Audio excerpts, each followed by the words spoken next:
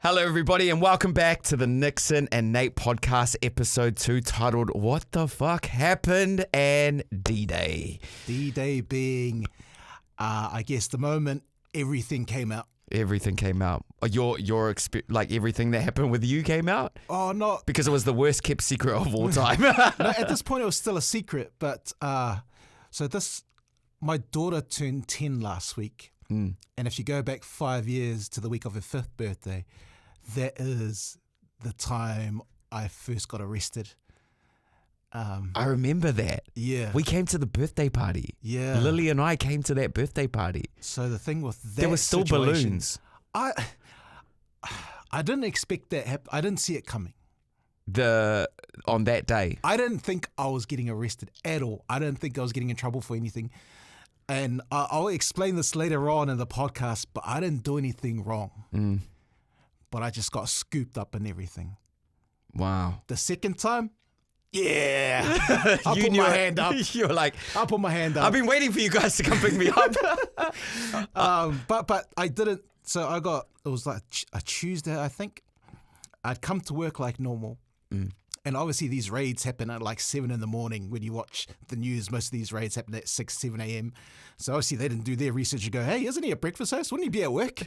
But no, they turned up at your house. They turn up. So that was a sad situation for my daughter and her mother at the time. They were at home? Yeah. Yeah. Wow. Yeah.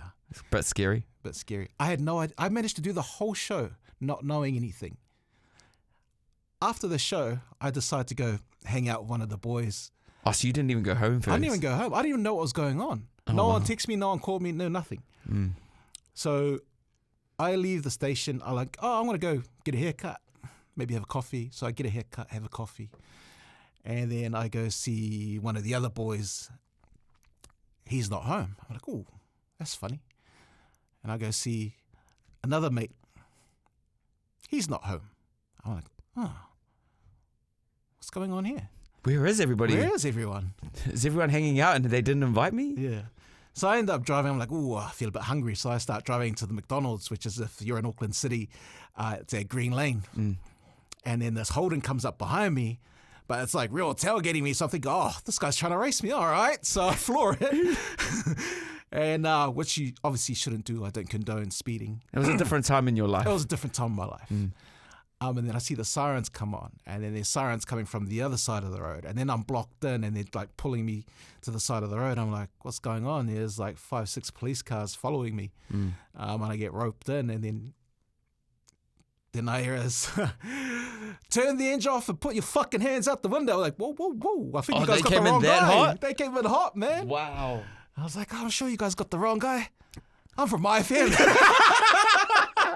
I'm just a humble radio announcer. I think what made it worse at the time is I had someone's random t-shirt at home, and I was in my washing, and it was a Harley Davidson t-shirt, which didn't help. And people are driving past going, hey, isn't that Nate from my FM?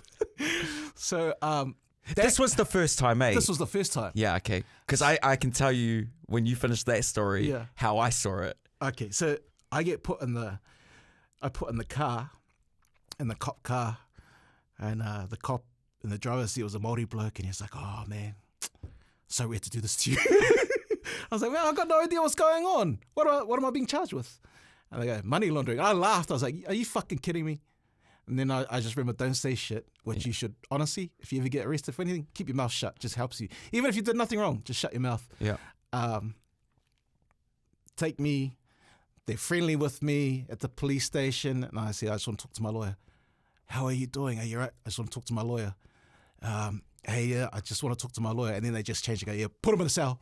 Oh, wow. Yeah, so call my lawyer. They keep me in lockup. And then at like 5 in the afternoon, they release me to appear in court the next day. And I'm like, fuck, how am I going to explain this to everyone?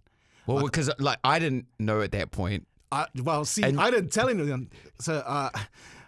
And it would have been on trend if you didn't turn up the next day, because that's kind of your style in 2019 and beyond. So I get processed from Mount Eden prison.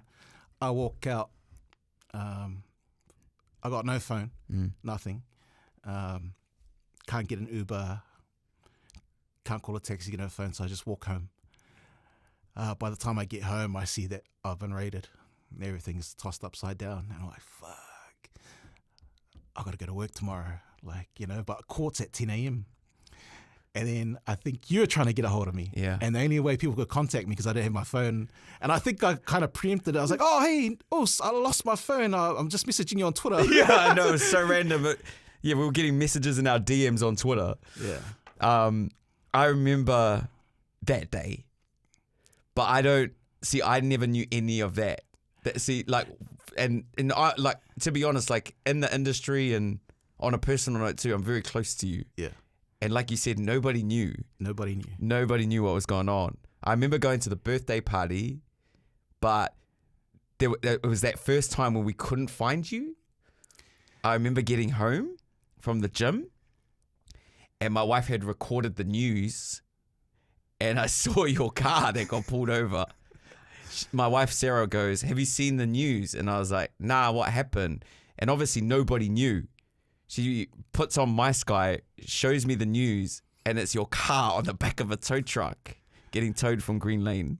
But you messaged me going, hey, was it? And I doubled down on it like, hey, what are you talking about? Nah, that's me someone else. Yeah, right? Because, but now looking back, why was I talking to you on Twitter? Why were you just using your phone? But now it makes sense. I go to work the next day as normal. As normal, yeah. I had a court appearance at 10 a.m. I didn't tell anyone. And you're like, hey, where are you shooting to? I said, can we record the last hour? I got to go to my daughter's school thing. Yeah. And they're like, oh, yeah, all good. So 9 a.m. I jump in an Uber. I go down to the district court.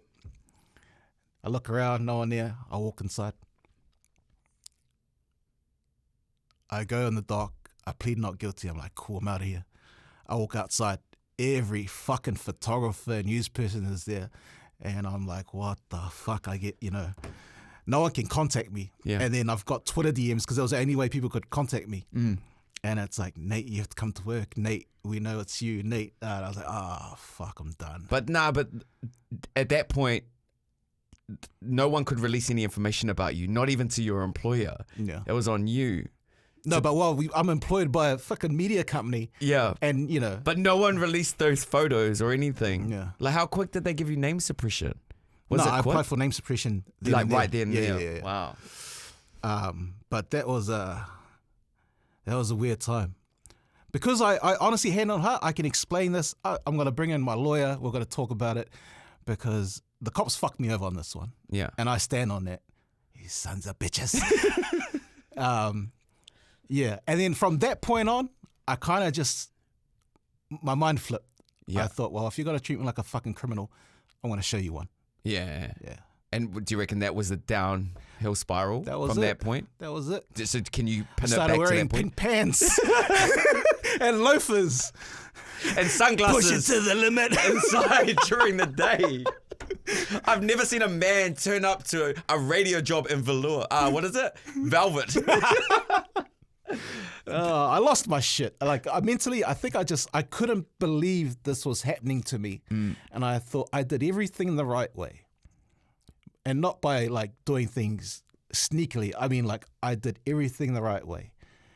And I still got pulled into this shit. And I thought, fuck, if you can do this to me. You could do it to anyone. You could, well, not to anyone, but fuck, I'm probably going to do time. And there's a saying amongst the boys, it's like, have the time of your life before you do the time of your life. So I was like, fuck it, let's roll. It went crazy real fast. I just did not give a fuck. I lost my shit. Like, honestly, I think back, I'm like, this could have all been avoided if I had a therapist. And you've got one now. You would have heard in episode 1, Nate's had 8. Yeah, we're still working on that. We're still working on that. But how hard is it because I know you so well, how hard is it to open up to some complete stranger? Because I know, and a lot of people who know you well know that you're guarded. You are very guarded. But I think that's your own self, defense mechanism. So how hard is it to open up? Do you know that if you do it, it's going to have a healthy relationship with Sadie, your daughter, and your daughter's mum? Are you doing it for that aspect to push forward? I have to if I want a relationship with them. But or are you just doing it for you because you know that you'll become a better person out of it? Or are you doing it because it's been court ordered? No, I'm free. Like, I got nothing hanging over my head. I've done everything, done all the courses they wanted me to do. excuse me, I had to burp. We live in a world where, like, man, no one gives a fuck. Everyone's going through something. Yeah. And I know you're going through something. Everyone's carrying shit at the moment. Like, we know people, like, getting fired from their jobs, don't know how to pay their mortgage, how do we up? Hey, how do I get in the game? I'm like, whoa. Hey, we'll talk about that later. But yeah, it's like, who gives a fuck? Like, everyone's dealing with something. So I don't want to add to that, which is why I guess a therapist is ideal. But at the same time, I believe a lot in a lived experience. So if I'm talking to someone who's never been through what I've been through and he's trying to tell me it's all right if you do this, I'm like, no, it doesn't work. So you just have to keep self-improving. I don't know how. Taking responsibility. Just taking different things from different therapists and just making sure that whatever move you make, like, just be a consequential thinker, and I guess care more about the people around you than just yourself. Did you learn that from therapy? Like, because when D-Day happened, the first time, or even more recent, the second time that you got done, did you know how many people you affected? Like, were you aware, but you were just like, they'll sort themselves out?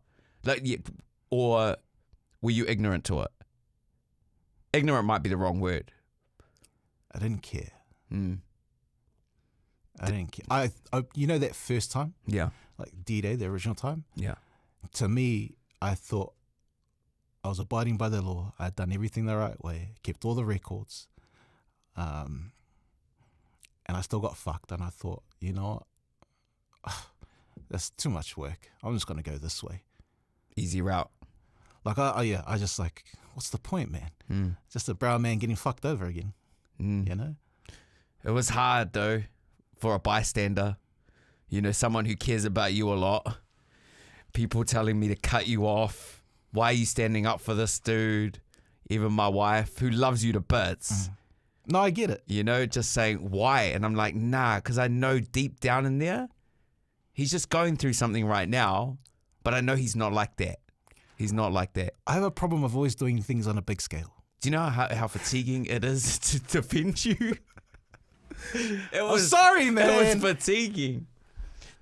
Oh, that's why when you told me when I was in jail, like, you got the message across to, like, add your number. I was wary of adding it because I know you're doing a lot of shit. You and Sarah got a lot on your plate, and you still offered her. And that's why I appreciate you, man. Like, every night, because, like, who am I gonna call? Like, I can't call my daughter and her mother. Like, we've got a set time because I fucked them over. I can't just talk and pretend like everything is all good. Everybody else, I'm in jail. Yeah. Yeah. No, I appreciated that you accepted, and that was always a high risk, because I think there were some bumpy moments in our friendship when you were going through some things where you didn't want to know me at some point. You were on your own buzz. I didn't like people trying to tell me what to do. Yeah.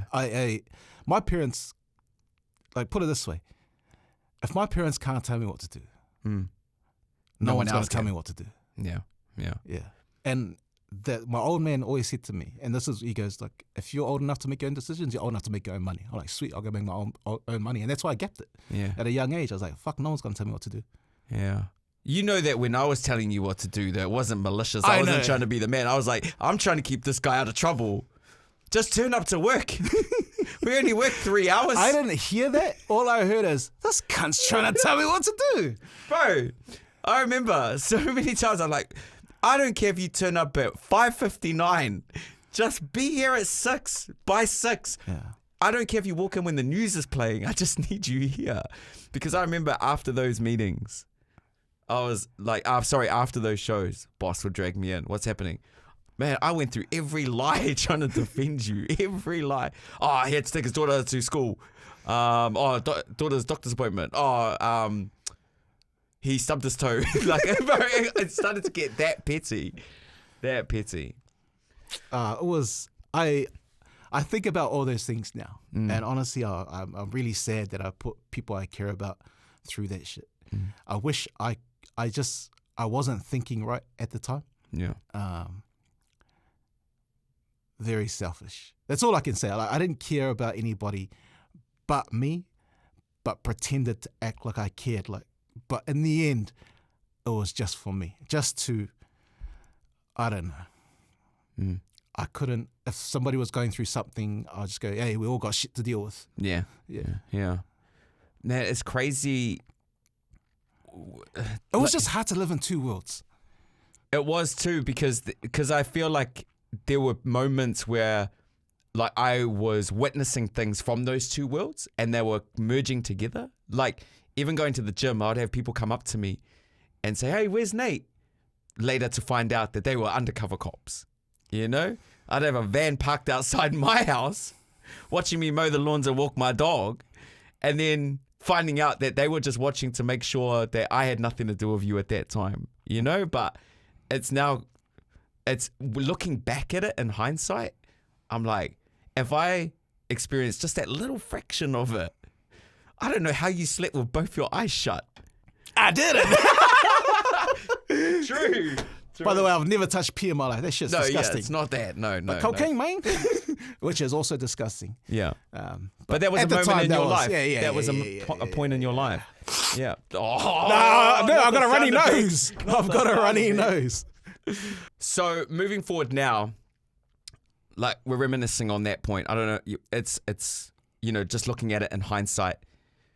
After the second time, you know, you still had name suppression at that point. No matter who I bumped into, would always ask me, what's the deal? Did he do it? Did he not? Like, what's he up to? Obviously, I'm going to protect your name at all costs. I'll do that for people that are close to me. Stressful, because you don't want to say too much and you don't want to say not enough that makes you look bad, right? Yeah. But if I was obviously getting that on the outside, what was it like for you once like your name started to come out and just hearing people talk?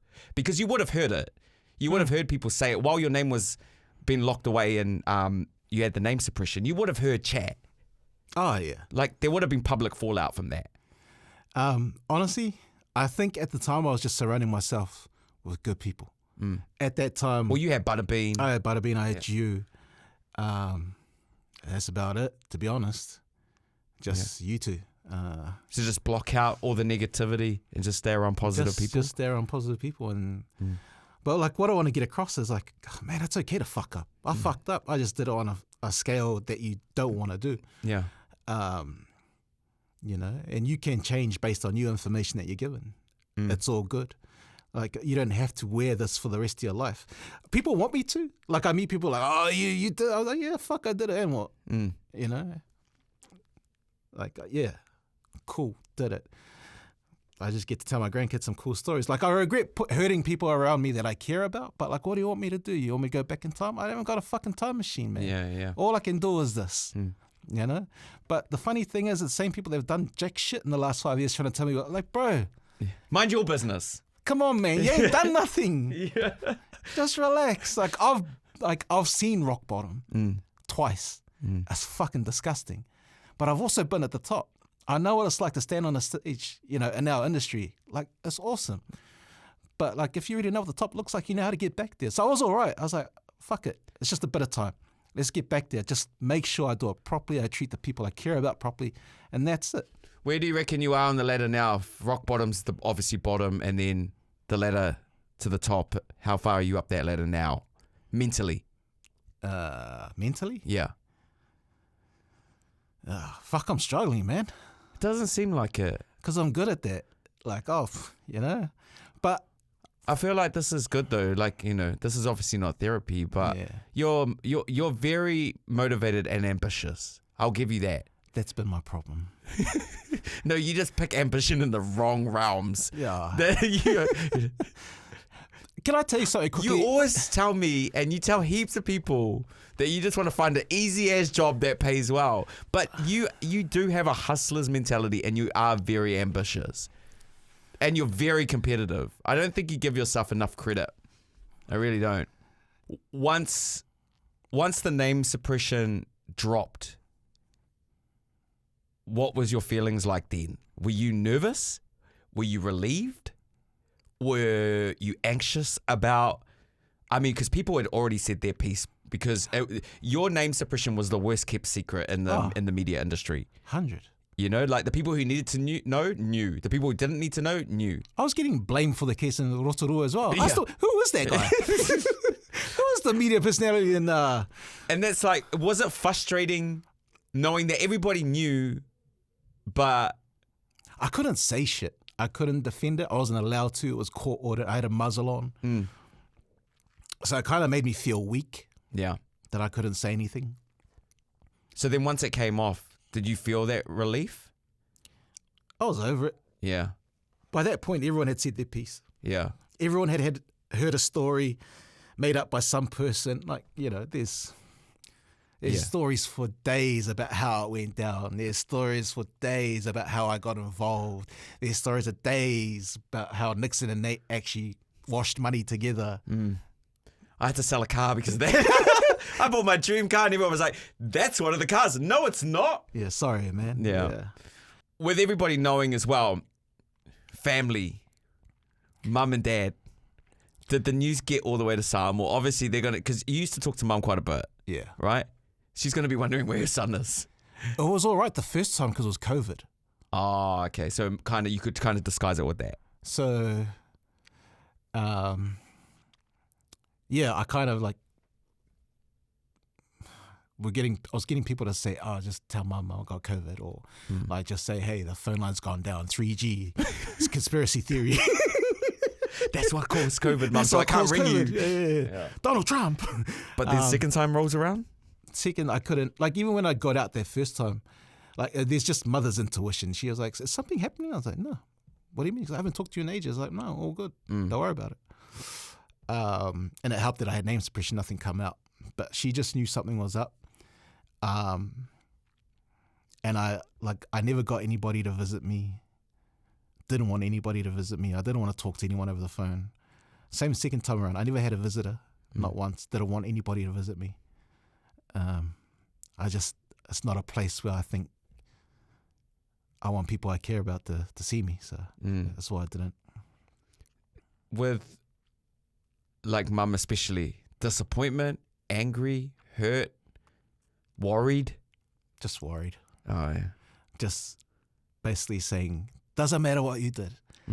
Are you sorry for it? Just, please.